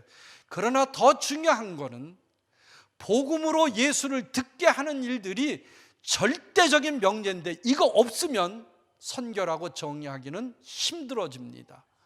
이 비유가 맞는지 모르겠는데 붕어빵에 팥이 들어있지 않으면 붕어빵이라고 정의를 못한다고 하는 그런 붕어빵의 팥에 대한 얘기를 하는 사람들의 얘기도 있는데 맞는지는 모르겠습니다만 선교는 복음을 전하러 가는 일이 선교인 것을 생각해 봐야 됩니다. 복음주의 선교의 복음 전도가 사회 참여 속으로 착각하는 학자들이 많이 있어요. 그러니까 사회적 참여를 하고 헌신하면 그게 복음 전도라고 복음주의 선교 신학자들도 얘기해요. 한 형태로 볼 수는 있어요. 그러나 제가 반복해서 얘기하지만 성경은 순환론적으로 해석하고 이해하고 접근해야 돼요. 사회 참여가 성경과는 들여다봐야 돼요. 성경으로. 그 성경은 뭐예요? 예수 그리스도와 접목되는가를 찾아볼 수 있어야 돼요. 예수님이 사람들을 도와줘야 되고 가난한 자, 병든 자들을 치료해야 되는 거 맞아요. 제가 독일에서 논문 쓸 때 마태복음에 예수님이 왔다는 얘기가 47번 나와요. 근데 예수님이 병 고치러 왔다, 밥을 주러 왔다, 너희들을 복되게 하러 왔다, 사회 복지하러 왔다, 사회 참여하러 왔다, 한 군데도 없어요. 한 군데도 없어요. 하나님의 도를 전하러 왔다 그런 거예요. 하나님의 천국 복음을 전하러 왔다는 거예요. 이거를 혼미하게 생각하는 선교 신학자들은 다시 한번 생각해 봐야 됩니다. 그리고 복음 전도를 약화시키는 선교적 교회론으로서의 신학적 이론에 휩쓸리고 있어요. 1960, 70년 내슬러 루이베이근에 시작된 선교적 교회론, 그 교회론이 왜 생겼냐 하면 영국 교회가 선교하다가 선교하지 않는 현장을 레슬러 루이베이근이 보고 교회는 선교한다고 얘기하는 거예요. 근데 선교적 교회론을 에큐메니칼이 어떻게 끌고 가요? 다양한 선교적 사역의 해석으로 끌고 가는 거예요. 교회는 선교해야 돼요. 그러면 선교적 교회론, 성공의 목사, 그 사람이 끌고 간 것이 다양한 선교의 현장에 대한 이해라면 이 현장에 대한 이해는 날마다 넓어져요. 날마다 많아져요. 선교적 현장을 따라가다 보면 선교를 못합니다. 선교적 교회론은 복음 전도를 뒤로 미루고 선교적 행위에 집중하는 경향성을 우리에게 보여줬어요. 그래서 큰 교회 목사님이나 많은 목사님들이 선교적 교회론을 얘기하는데, 선교적 교회론 좋아요. 그러나 더 중요한 건 복음 전도가 저기서 들어가야 된다는 사실을 돌아봐야 되는 겁니다. 제가 독일에서 독일 기독교 사회봉사 실천의 역사라는 논문을 쓰면서 초기 독일 기독교 사회복지는 인원의 미션을 시작해요. 내적 선교. 이걸 내지 선교 여러 가지 얘기하는데 해석이 안 돼. 내적 선교란 뜻이 뭐냐 하면 교회에서 잠자는 영혼을 깨우고, 그리고 공산주의 새로운 철학과 이론으로 교회를 떠난 사람들을 가서 교회 안으로 데려오자는 운동이 인원의 미션이에요. 거기는 영적 지도자, 세례받지 않으면 그 일을 안 시켰어요. 성도들만 일을 했어요. 그래서 영적인 능력으로 복음을 전하자는 운동이었는데, 이것이 1875년 독일 교회 중앙위원회로 교회 일로 들어가면서 이 영적인 지도자가 도태되기 시작해요. 왜냐하면 독일 교회가 영적인 지도자지 너희들은 지도자들이 필요가 없다. 그래서 독일 교회로 들어간 인홀의 미시온은 서서히 쇠퇴하기 시작해요. 그래서 독일 교회가 영적인 지도자고 거기 들어간 사역자들은 사회 봉사 활동만 하게 한 거예요. 그렇게 해서 인홀의 미시온이 자리를 잊어버려요. 그러다가 1945년 2차 세계대전이 끝나면서 제대 군인들이 생기기 시작하고, 가나고 파괴된 현장을 복구하기 위해서 사회봉사 일을 하는 사람이 필요한데 제대 군인들, 직업 없는 사람들, 그래서 힐스베르크가 등장해요. 도움의 기관이에요. 그러다가 그 사람들이 발전해가면 1976년에 독일 디아코니시베르크가 형성이 되는데, 1945년에 2차 세계대전 끝나고 기독교 단체의 사회봉사 기관에는 예수를 안 믿는 사람들이 들어와서 자리를 잡기 시작하고, 1976년 되면서 그들이 리더가 되는 게 디아코니시 베르크예요. 그러다 보니까 기독교 디아코니시 베르크는 사회적 디아코니시 베르크로 넘어가 버리고 마른 거예요. 그러다가 83년인가 81년에 디아코니시 베르크의 노조가 결성이 되면서 기도하지 마라, 예배드리지 마라, 완전히 세속화로 끝나는 걸 볼 수 있어요. 영적인 지도자가 없으면 거기선 세속화가 되는 것을 논문에서 볼 수 있었습니다. 그 다음에 우리가 문제가 되는 건 WCC의 선교 용어를 재론 없이 복음주의 선교에 혼용한다는 거예요. 복음주의 선교에서도 미셔데이 얘기해요. 근데 미셔데이는 에큐메니칼의 용어와 복음주의 용어는 완전히 달라요. 에큐메니칼의 하나님의 선교란 용어는 사역 전체의 배경에 대해서 얘기해요. 그러나 복음주의 미셔데이의 하나님의 선교는 하나님의 다스림과 통치에 집중되어 있는 거예요. 그래서 통전적 선교, 이 말도 에큐메니칼이 만든 단어예요. 홀리스틱 미션, 복음 전도와 사회 참여는 같이 해야 된다. 사역 유형으로 맞을 수 있어요. 그러나 절대적 명제는 복음 전도입니다. 그걸 왜 선교 사역의 유형으로 집어넣는지 모르겠어요. 그 다음에 온전한 복음, 온전한 복음도 유일한 거예요. 온복음 이렇게 얘기도 해요. 온전한 복음도 사회 참여와 봉사와 이런 걸 통해서 복음 전도를 하자. 아니에요. 복음을 전하고 그런 일들을 병행할 수 있다고 설명해야 돼요. 차별성을 얘기했어야 돼요. 2010년 케이프타운에서 인테그랄 미션 총체적 선교를 얘기를 해요. 총체적 선교라는 것은 영남신학대학의 안승호 박사가 쓴 논문하고 저도 영국에서 보니까 총체적 선교는 복음주의가 할 수 있는 말일 수도 있어요. 이거는 목적을 향해서 목표가 가는 거예요. 하나님의 나라 구원을 위해서 총체적인 선교한다. 그렇게 설명하면 이 단어도 맞아요. 근데 많은 학자들은 지금 인테그럴 미션, 홀리스틱 미션, 풀가스풀 이런 것이 전부 다 뭐냐 하면 사역 유형으로만 설명하는 에큐메니칼주의에 빠져 있다는 거예요. 그래서 복음주의 신학자들에게 여러 번 이 얘기를 했어요. 근데 얘기가 안 되는 게 에큐메니칼 쪽에서는 이 얘기에 관심 없어요. 자기네끼리도 충분히 일이 돼요. 복음주의는 아무리 너희들이 그런 잘못을 얘기해도 그 사람들은 듣지 않습니다. 앞으로만 나가는 경향성이 상당히 강해요. 그러니까 복음주의 선교도 에큐메니칼 선교 속에 들어가 있는 거예요. 여러분, 로잔 교수 연구 모임을 이수영 목사님하고 제가 시작을 했어요, 세문안교회에서. 근데 거기 들어가 있는 사람들 봐요. 에큐메니칼 선교 신학자들이 많이 들어있어요. 그것을 우리가 생각해 봐야 되는 겁니다.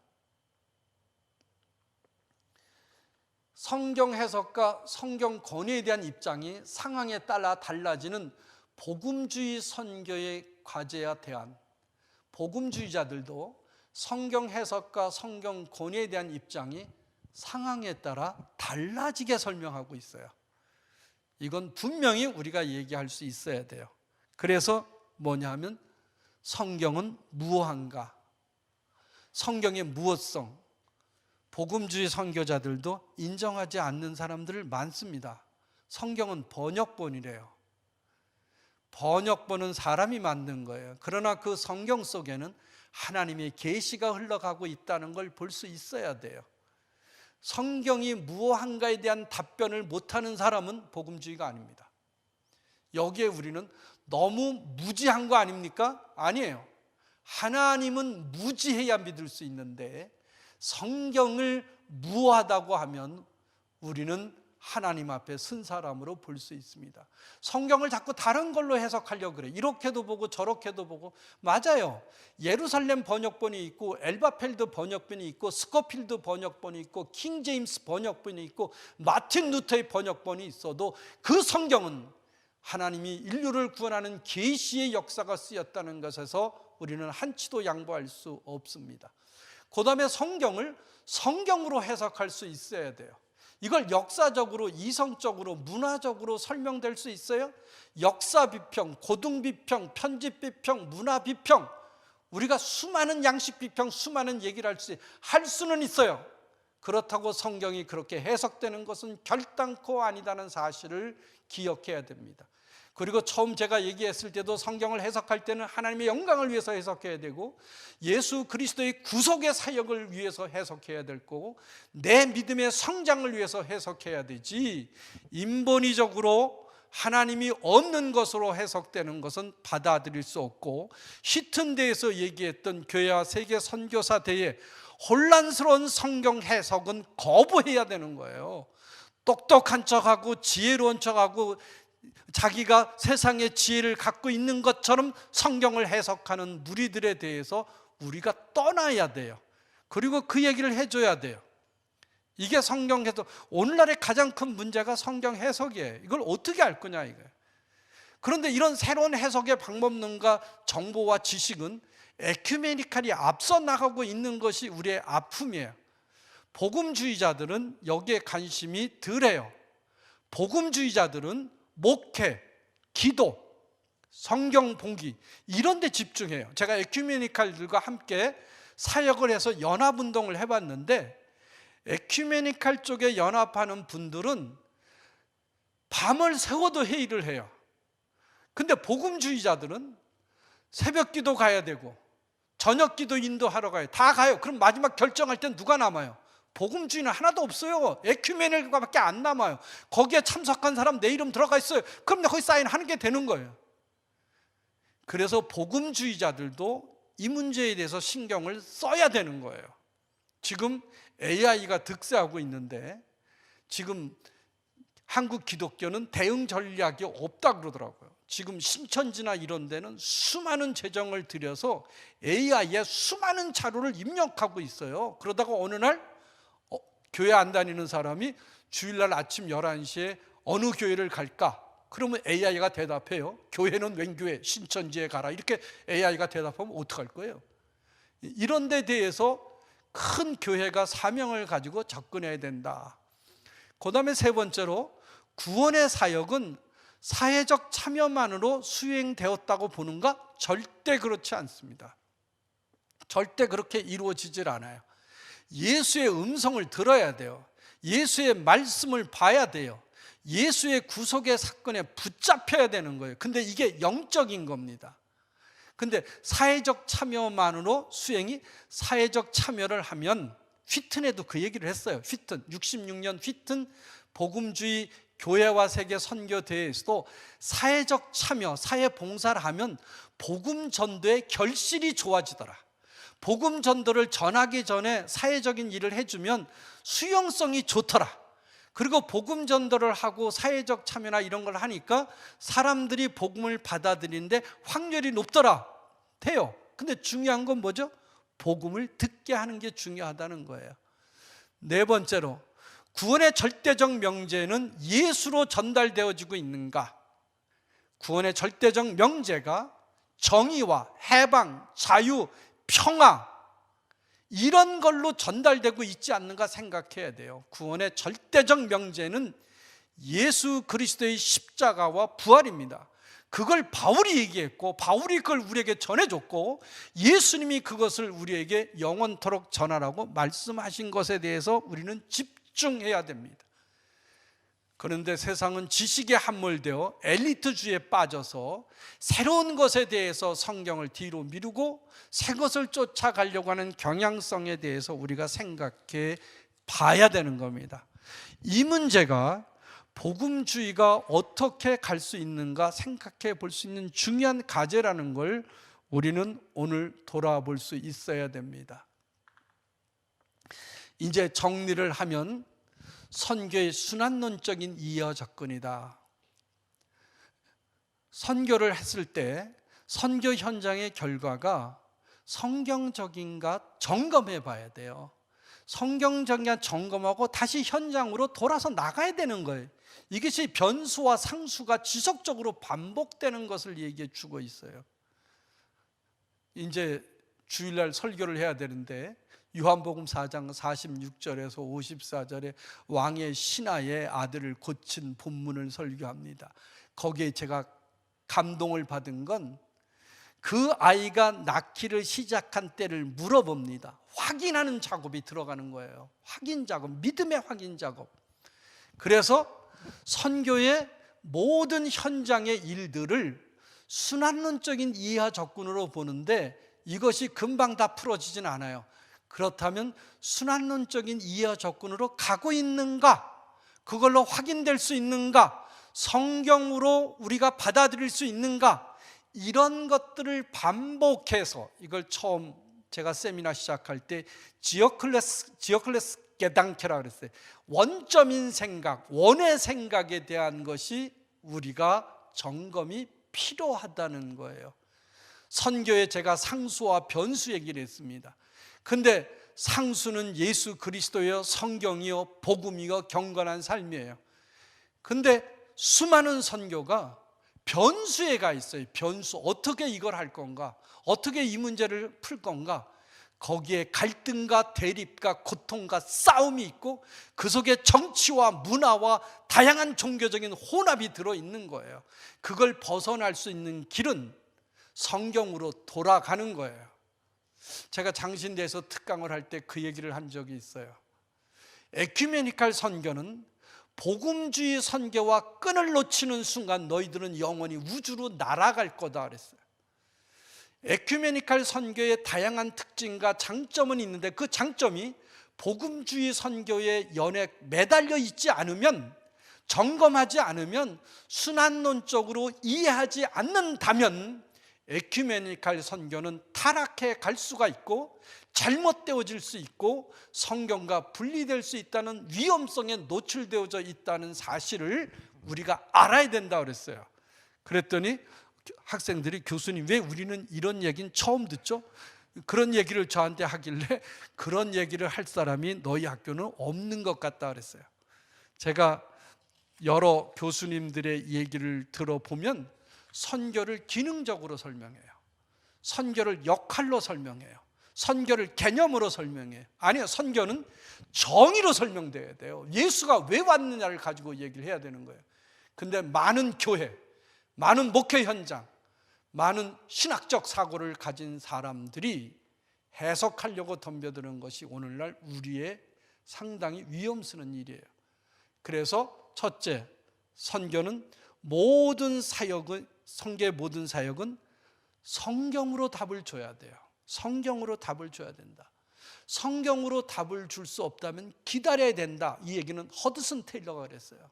믿음 선교의 아버지 허드슨 테일러가 하나님의 답이 없으면 선교는 멈춘다 그랬어요. 그래서 기도한다 그랬어요. 그리고 다른 선교 사역을 한다 그랬습니다. 답을 줄 때까지 우리는 기다려야 된다는 겁니다. 성경의 답을 찾아야 된다. 두 번째로 복음 전도가 절대적 선언이 되어져야 한다. 절대적 선언 되어져야 된다. 복음 전도는 로잔의 생명입니다. 로잔 언약입니다. 그리고 2차, 3차에도 복음 전도는 로잔에서 강조하고, 이게 복음주의 맥이에요. 왜냐하면 로잔은 선교사들 중심으로 만든 단체가 로잔입니다.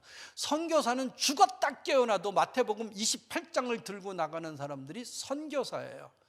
교회의 목적이 뭐죠? 복음을 전하기 위해서 교회가 세워진 거예요. 교회를 넓히고 대형 교회를 만들고 큰 역사를 만드는 것도 우리에게 필요해요. 그리고 그들에 맡겨진 일도 우리에게 필요합니다. 그러나 중요한 건 복음 전도가 절대적 우리의 사명이라는 사실을 기억해야 되는데, 오늘날 일부 교회에서 복음 전도를 지금까지 했던 노방 전도, 길거리에서 나눠주는 정도, 우리가 음식을 먹이는 정도, 그런 전도에서 지금은 떠나서, 어느 정도 떠나서 그들과 함께 동역하며 아픔을 나누며 대화를 통해서 우리를 구원할 자가 예수라는 걸 전할 수 있는 그런 복음 전도가 우리에게 필요해요. 그를 생각해 봐야 됩니다. 세 번째로, 선교는 구원을 선포하는 사역입니다. 예수의 구원, 십자가와 부활을 선포하는 거예요. 부활이 없으면 십자가는 끝나는 겁니다. 부활이 있어야 십자가의 죄사함이 정리가 되는 거예요. 구원을 선포하는 사역인데, 이것을 사회 참여만이 선교라고 얘기하는 사람들, 혹시 이 세미나 듣는다면 정신 차려야 됩니다. 선교가 아닙니다. 선교를 자꾸 넓은 의미로 해석하려고 그래요. 그 넓은 의미로 선교를 해석하려고 하니까 선교의 물타기가 이루어지는 거예요. 그래서 나중에 나온 말이 뭐예요? 모든 것이 선교다, 모든 것이. 그래서 스테판 닐이 그 얘기를 해요. 모든 것이 선교는 선교가 아니다 그랬어요. 선교가 아니다. 아니다란 말은 선교의 정의가 있느냐 없느냐예요. 예수의 십자가와 부활이 있느냐 없느냐예요. 거기에 생각해 보라는 거예요. 새롭다는 이유로 선교 지식에 현혹되면 안 됩니다. 새로운 방법이라고 현혹돼서는 안 돼요. WCC의 선교는 선교 사역이며 선교 개념이지 복음주의가 얘기하는 선교는 아닙니다. 넓은 의미로 얘기하자 그러는데, 넓은 의미는 사역을 얘기할 때 사용하고, 복음 전도는 선교의 정의를 얘기할 때 사용되어져야 됩니다. 정리를 하면, 이제 우리는 어떻게 과제를 풀어내야 하는가 결단해야 합니다. 누구나 생각은 할 수 있으나 결단은 한두 사람들에 의해서 역사가 만들어졌습니다. 많은 사람들이 그걸 다 해야 된다고 착각하지 마십시오. 기독교 역사, 복음의 역사, 예수 그리스도의 구원의 사역은 한두 사람에 의해서 이루어졌어요. 한두 사람에 의해서. 바울, 로마 카톨릭에서 뭐예요? 어거스틴, 토마스 아퀴나스, 야누스, 위클리프, 야누스, 마틴 루터, 그들을 통해서 이런. 그 다음에 뭐예요? 경건주의자들, 필립 야콥 스페너, 아우스 헤르만 프랑케, 진젠도르프, 웨슬리, 조지 피트필드, 조나단 에드워드, 기도의 영사 무디, 그리고 세계 선교를 향해서 달려나갔던 자들의 역사, 그게 오늘날 나타나고 있는 데가 오순절의 선교 역사라는 얘기를 하는 경우도 있습니다. 성령의 사역입니다. 성령이 살아있는 사역이 선교에서 나타나야 된다고 부릅니다. 우리는 성경 앞에서, 예수 그리스도 앞에서 이 세 가지 사실에 대해서 정직해야 됩니다. 정직. 우리는 자기 눈에 들보를 가지고도 남의 눈에 티를 보는 놀라운 견해가 갖고 있는 사람입니다. 반론과 논쟁은 거부합니다. 기독교의 혼란과 고통은 얼마 전에도 어딜 보니까 신복음주의가 무슨 뜻이냐, 누구는 그렇지 않냐, 이게 다 중요하지 않습니다. 예수가 누구냐, 복음 전도가 뭐냐, 구원이 뭐냐를 얘기하는 그 시간에 그 얘기를 하면 더 좋을 것 같아요. 말하는 거는 혼란과 오해와 어려움이 있을 수 있습니다. 글로 써도 문제가 있을 수 많습니다. 예수가 있느냐, 복음이 있느냐, 구원이 있느냐를 살피는 것이 우리의 중요한 과제지, 뭐가 틀렸느냐, 뭐가 다르냐, 이런 것으로 한국 기독교가 서 있는 안타까움이 있습니다. 마지막으로 생각해 볼 거는 스캇 펫의 책인데 윤정석 씨가 옮겼어요. 거짓의 사람들, People of the Lie, 비전과 리더십에 나왔는데 정직하시기 바랍니다. 하나님 앞에 정직하세요. 목사님들 정직하세요. 성도들도 정직하세요. 한국 기독교, 세계 기독교, 거기까지 갈 필요 없어요. 한국 기독교의 문제는 정직하지 않는 데서 문제가 나오는 거예요. 하나님 앞에 정직하게 쓴 자는 세상에 정직하게 쓸 수 있어요. 여러분, 마음의 찔림을 받아야 됩니다. 신학이요? 신학은 시간이 지나면 없어지는 학문이에요. 성경은 아닙니다. 스캇 펫의 거짓의 사람들이란 책을 통해서 하나님 앞에 정결하게 자신의 몸을 드러내고 우리가 어떻게 이 길을 가야 되는가 성경으로 좌표 삼고 삶의 걸음에 복음으로 깔고 그리고 내 삶의 여정 속에 경건이 실천되는 것, 이것이 수많은 믿음의 사람들이 세계 기독교가 무너졌을 때 일어서고 영성이 무너졌을 때 다시 일어서고 그리고 그거를 끌고 가는 소수의 사람들에 의해서 여기까지 온 겁니다. 복음주의는 위대한 집단이 아니에요. 소수의 성경으로 살려고 하는 사람들의 몸부림의 흐름이 여기까지 온 거예요. 이거는 복음주의 선교는 대중적일 수가 없어요. 에큐메니칼은 대중적입니다. 복음주의 선교는 한 사람에 의해서, 한두 사람에 의해서, 작은 소수에 의해서 성경을 붙잡고 몸부림치는 역사가 세계 기독교 역사에서 찾아볼 수가 있습니다.